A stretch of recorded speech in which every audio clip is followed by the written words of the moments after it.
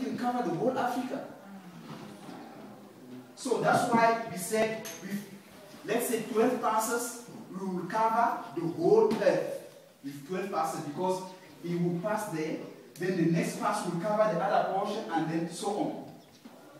So for us to achieve all these things, we don't have a lot of money. It's just a program. We don't have money.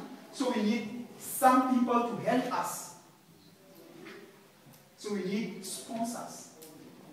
Some people to help us. That's why we have NRF. Who knows what NRF stands for? National Research Foundation. So they will fund our project. They will give us money to build this satellite, to pay. They will give them money to pay us, to sponsor us. Question? Okay. To sponsor us, to motivate us to build this satellite.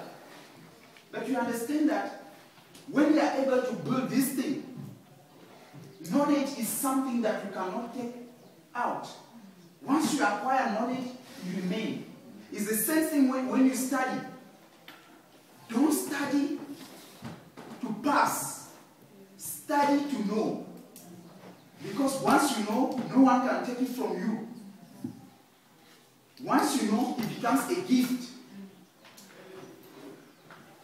Some people say, he's a genius. He's not a genius. He read to understand. And once he understands what he wants to do, and then he makes it a gift. Now this is my gift. I can do mathematics. Let's say if you are a problem solver, if you are an engineer, if you are a creator, if you are, let's say, let me think. If you are an innovator, some innovate things. So you must make sure that when you innovate something, someone will sit and say, man, that guy is so genius. You see? But you thought about it. You thought about it.